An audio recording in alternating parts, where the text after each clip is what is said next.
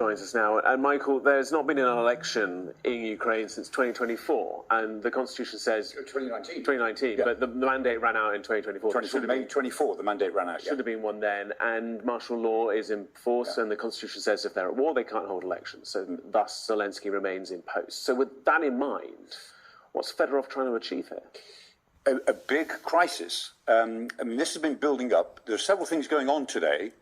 As we speak. So there are demonstrations outside Parliament because Parliament returned from the recess yesterday, the Rada, and today was the day they were going to confirm Fedorov's replacement, Kamara, Yevgeny Kamara, and he was due to be confirmed today.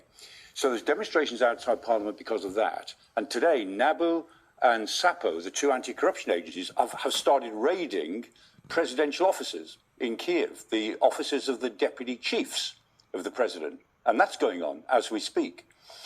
This was all going to be quite big. There are rumours of a revolt inside the Ministry of Defence that if Kamara goes into the MOD, a whole series of officials will walk out and leave him with no staff. That may or may not be true, but those are the rumours that are going around in Kyiv. And on that basis, Fedorov then comes out last night in a 9-minute YouTube clip in which he challenges the whole government, not just about his position, but he says we can't carry on like this.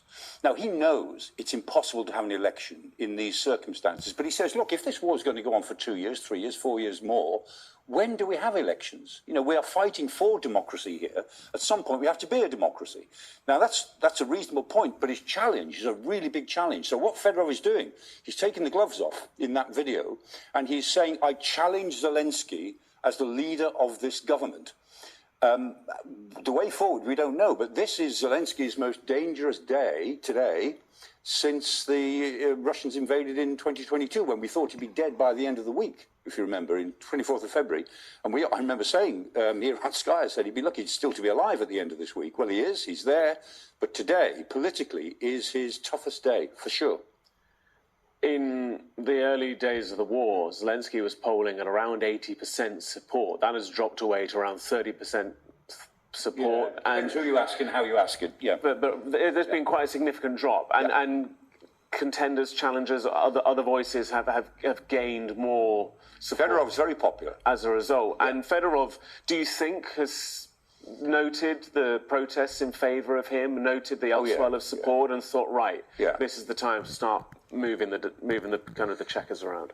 I don't know how he thinks it might go forward, but he's explicitly challenging for some sort of leadership. He's been offered senior roles, but he said, no, I only want to be Minister of Defence. He said the only